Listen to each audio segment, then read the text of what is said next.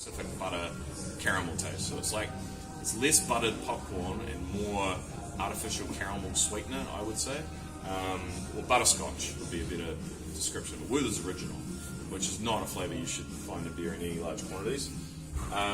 So my personal approach to brewing process is that you should eliminate diacetyl first before any other considerations. So basically you should use diacetyl control as your linchpin for brewery process control, because you can't taste the precursor, so you never know when it's there until you check for it. It's going to surprise you. Unlike acetaldehyde, which presents during fermentation and then drops off, diacetyl will not be there and then suddenly be there because you didn't check for the precursor.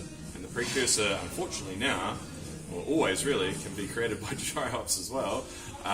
You're in double danger. So basically, I latched onto this very early on and being like, see, I was right. Diacetyl is the linchpin of process control because it's in your hops as well. And your hop profiles are affecting your fermentation flaws in your beer. So the reason basically dry hop creep became such an issue, like I said, was the overuse, the heavy use of hops in brewery. But what exacerbates it are essentially dry hopping post-fermentation. So especially in homebrew, there's a big school of thought that says that you must transfer to your secondary fermenter before you add the dry hop. And this has good science to back it up, but it's perhaps slightly older science, maybe based on more commercial kind of German brewing techniques. The science basically goes that the yeast particles will cling to the hops, and also any if you ferment in primary, in your initial fermenter, primary fermentation will blow off volatile aromas, which will lead to less intense aromatics, and also the yeast will cling to the hops, and you'll get a hazier beer out the other end, and also that will stymie the utilization of the hops in the beer. So people will often finish fermentation, and regardless of whether or not they transfer to a secondary vessel or not, they dry hop after primary fermentation is complete. And that's when you'll see this the 1 or 2 point drop down there. So that's part of the issue, is people dry hopping all of their dry hop in large quantities, 10 grams a litre, usually a couple of days post-terminal. So it hits 10:10, and they're like, cool, wait a couple of days, make sure it's finished, cool, it's done, bam, big dry hop goes in. And then they're like, I only want to do it for 3 days. I've already done my diacetyl rest, I've left it there, I want to do a 3-day dry hop, so the hop flavours are fresh, bam, crash. And the yeast has already dropped out, it's already given up. When the hops free this potential sugar, the yeast starts to ferment it, starts to create diacetyl, and then you crash cool it, which is exactly the same as essentially interrupting a diacetyl rest early. So often people are adding these hops at lower temperatures. So big school of thought with American dry hops is they'll dry hop at 15. So they'll complete the diacetyl rest and then drop the fermenter down to 15 degrees because you get a much cleaner, juicier hop aroma out of that and hop flavour out of that. Versus at 22, you'll get slightly grassier tastes. So that's one issue. If the beer is then not filtered or pasteurised, the yeast remains. So this can happen in the tank, or it could happen in the package once the beer warms up.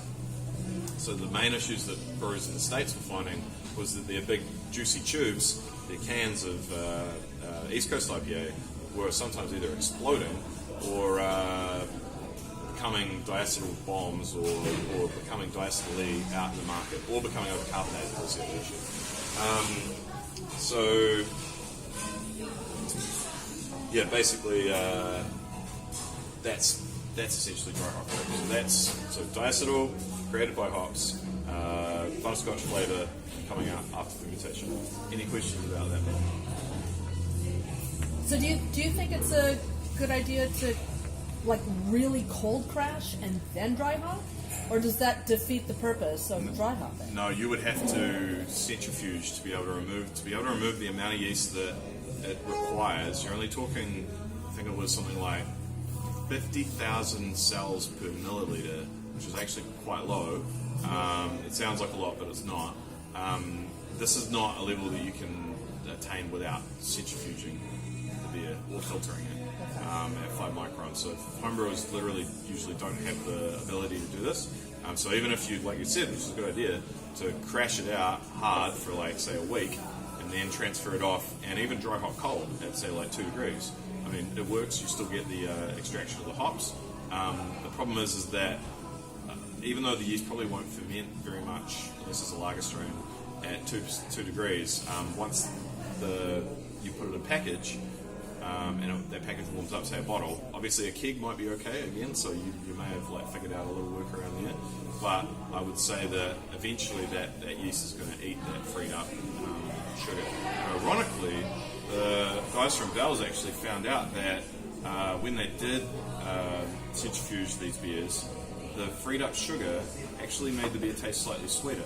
They could actually pick up the difference between the residual sugar as starch and the residual sugar as glucose or maltose that the hops have freed up. So even when they removed the yeast, they still found it changed the profile of the beer. Not as much as obviously the diacetyl and the over attenuation, but it was changing it.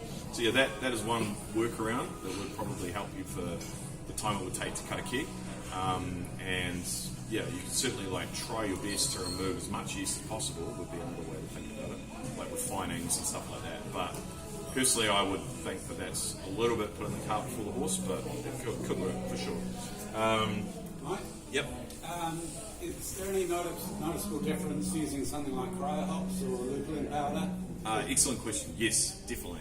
Massive difference. So the guys at Harpy, the American brewers that were there, were talking a lot about dry hop creep and how they get their juicy tubes so juicy. That's what they call their cans. And it was basically removing the vegetal matter from the hops, because that's where the enzymes are. They're not in the actual oils or the dust, I guess. So they were like dry hop with cryo hops, the lupulin pellets, because lupulin powder dry hops terribly and it doesn't sink into the beer, so you need to put it through like a hop cannon or something. So they just get it in pellet form, they dose that straight in, and it halves the amount of enzymes, so therefore halves the amount of dry hop creep, and they have to add half as much hop matter as well. So it's actually a compounding, it's like a quarter of the risk, right? So they can add even more, and then they're well aware of this, so they know to. So they might like their dry hop might consist of 50% actual pellets, but by reducing the pellet count by 50, they've already gone below that threshold. They've reduced their risk, and those pellets might go in earlier, right? They might put them in just on attenuation, and then the lupulin pellets go in at the 15C hold. And then they're the ones that are the risk factor, so they'll use the ones that are less likely to have enzymes in them. So definitely, and also aroma oils as well, which contain no enzyme, are used by US brewers for their hazy IPAs heaps. So yeah. Without a hop cannon, do you have any advice for home brewers wanting to use lupulin or cryo hops? Powder?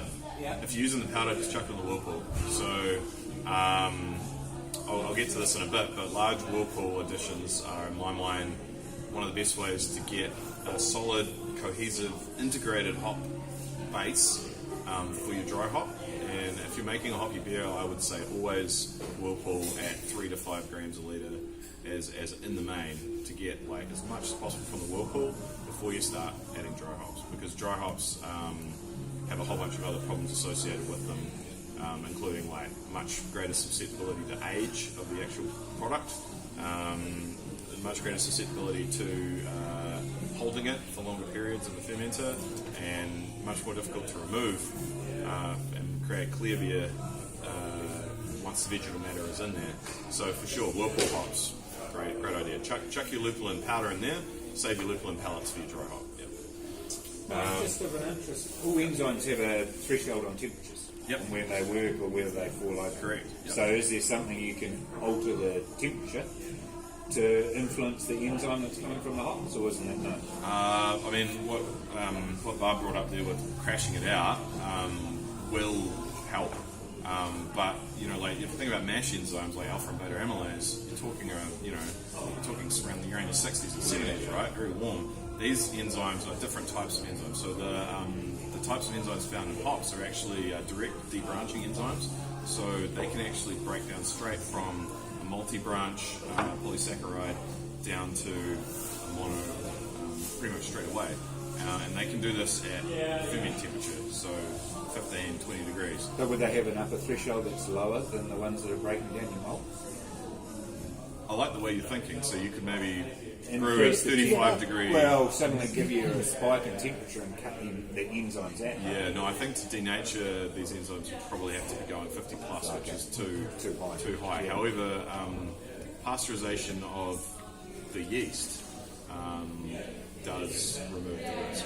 So breweries that filter or pasteurize are removing the yeast from the package, which removes the issue largely. So, 50, 58 degrees, 59 would be enough to kill yeast, but then you've pasteurized your lovely hazy IPA. But fair point. So I've got on to varietal differences now. So this is a little bit of a side step, but two hops that I avoid like plague, three hops that I avoid like plague are Amarillo, US Cascade, and Motueka.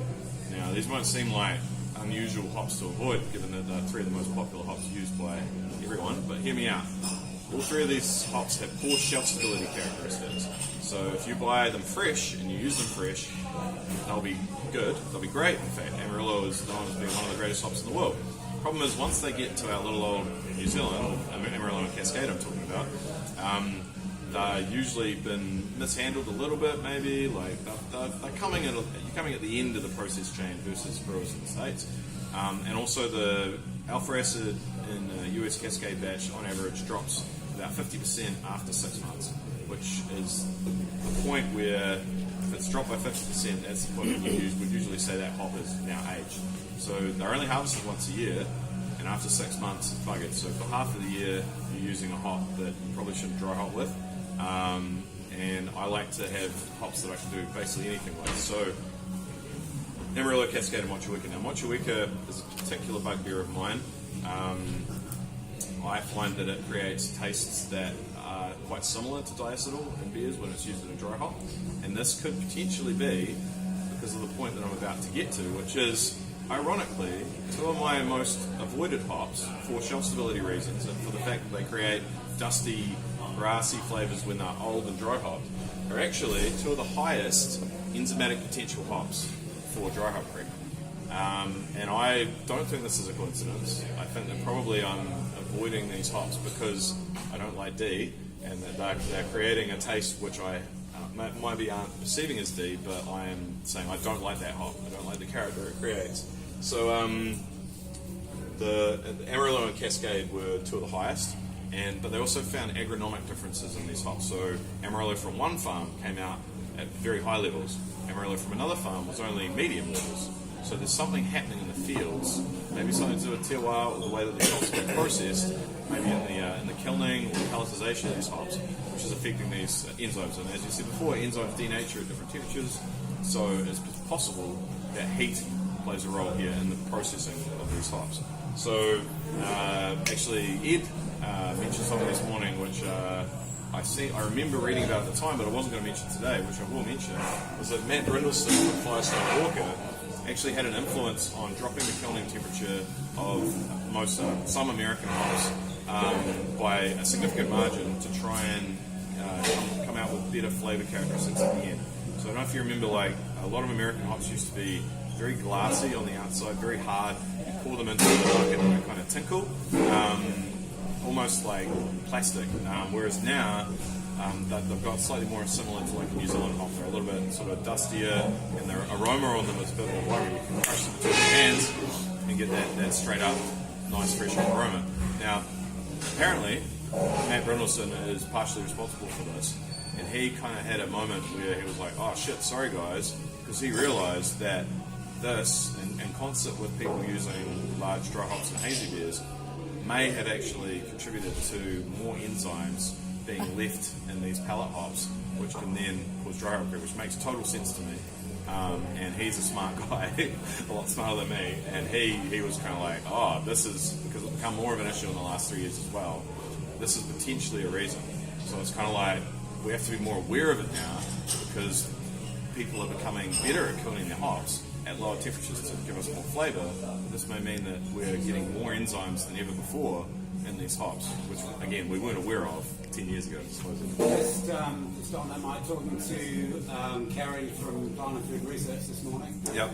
On that topic, he thought that New Zealand kiln temperatures were now higher than US ones, which, in terms of varietal selection, it may mean that New Zealand hops have fewer enzymes left because of that higher kiln than the current ones we're in from the States. Okay, that's interesting. And it may be also that they're higher temperatures than maybe they are now, but perhaps in the past it's been different. But yeah, that is a fair point. However, the Bell's Brewers in this report cautioned about trying to think of one hop or another as like an avoid hop because of the variance between varietals and farms was so large anyway. But I think it's probably heat related. It'll be how to do it, how the kilning or pelletization is occurring. So having talked about basically what it is, the last one you want to know is like how to avoid it. And I've talked partially about some of these things before, just in passing. But before I go on to that, is there anything anyone wants to re-go over? Just talked about before. So we've got there's varietal differences in these hops, but we don't know yet which ones have more or less, or even if that is varietal dependent or rather process dependent. We know that it can happen in the fermenter or in the package. We know that dry hopping after fermentation is generally going to create more, and we know that homebrewers are particularly susceptible to this as well. So you probably tasted this in competition, and you probably tasted it today, but it's very difficult to ascertain whether or not that D was created in primary ferment or from dry hop cream. But if it's a big hazy beer, you can probably maybe assume that perhaps dry hop cream has played a role. Maybe don't write that in your judging notes. Don't assume, never assume. Okay, so how to avoid it? I would say, like I mentioned before, max out your whirlpool always. So traditional thinking would say that 3 to 4 grams a litre of whirlpool hops would be basically the saturation point. So that's talking in a 20 litre batch, like 60 to 80 grams. I love to do big whirlpools, so 150 grams in like a 20 litre batch. This gives you massive trouble loss, but and also quite a bit of bitterness, so you might not need much bittering addition. But the bittering you get from it is very soft. You get a lot of aroma and flavour, and it's quite a integrated, cohesive kind of hop flavour as well. The mouthfeel, it really adds to the mouthfeel of quite large volume additions. If you do a big whirlpool, some of those hops are going to carry through to the FV. And this is what I always target. I was talking to some of you guys about this before. I always target, like, you want to leave the trub, the proteins in the kettle, but I want to pull through a lot of those whirlpool hops because they haven't done all their job yet. I want them to go in and do biotransformation in the fermenter as well. So this is where, if you can do a side-by-side test real easy. You can take, you can cool half your work to fermenter and then dry hop it later on, or you can whirlpool it with the same amount of hops, do a side-by-side impression. The whirlpool one will usually be fruitier, it'll be cleaner, it'll usually have slightly less intensity because the dry hop has come in later, less intensity on the aroma, but generally it will be a better beer, perform better in competition. It will also have higher bitterness, but if you account for that, you're fine. So I tell homebrewers this over and over again, always max out your whirlpool, because if you don't, then you're going to have to add those hops to the fermenter, and then you're going to have to drop them out and get rid of them. And they're going to create grassy flavours, and it turns out diacetyl as well. But because the enzymes are still coming through from the boil, they've perhaps been denatured, as we were talking before, but we don't know this. We'll assume that they're not. But even so, the ones that come through from the whirlpool are going to go through normal primary fermentation, and then all of the diacetyl that they create from the freed up sugars are just going to be eaten like any other sugar that was in that ferment, right? That makes sense to everyone? Like, if the dry hop goes in early enough, like at the start of fermentation when the whirlpool goes through, all of those hops, all of the effects are going to happen on the first day of fermentation. Those sugars will be freed up, and then your beer will just ferment like normal. There'll be no skip. Same occurs for in-the-door dry hops, which is what we refer to as like at pitching. So at the same time you chuck in the yeast, you chuck in your dry hop. Now, homebrewers have usually been avoiding this because they fear that it would create grassy, old hop flavours. And that's true if you use the wrong variety, but if you use a stable citrusy hop like Citra, Centennial, most American hops, you can find they can stay in there for 2 weeks easy at like a 2 or 3 gram a litre dose, and they won't get grassy or harsh, and they'll actually biotransform into all of these beautiful kind of fruity flavours that we all know hazy IPAs have. So what I'm getting at is you can add your hops earlier. Add into the whirlpool, max that out, add maybe half or a quarter of your dry hop charge straight in at pitching to get that biotransformation, and also not risk dry hop creep. Then maybe add one at diacetyl rest, about 10-20, so about 10 points off attenuation, add another dose. So that'd be essentially your first dry hop, right? So you don't count the in the door one. So your first time you open your fermenter and dose will be at diacetyl rest. So at setup, that'll serve to give you like a bit of layering there. Still going to get a bit of a bubble off of the volatiles. And then as soon as you hit attenuation, as soon as the yeast starts to drop out, dry hop again then. And then that will mean that that last dry hop that's gone in is 1/3 or a quarter the size that it would have been if you dosed it all in the standard manner, which would be maybe even 3 or 4 days after the beer's finished. And then in a brewery, what we would often do is CO2 purge from the bottom to resuspend all of the hops and the yeast back up into suspension, which allows the re-fermentation of any freed up sugars from that last dry hop. So you can shake out the barrel there. Yeah, give it a wee wiggle. I mean, like, it's going to oxidize in a little bit maybe, but like, my point is that this is a safe way to avoid dry hop creep by minimizing the total grams per litre of your final hop charge of dry hop. You're minimizing the risk of dry hop creep. So much better as if you can use lupulin powder or pellets.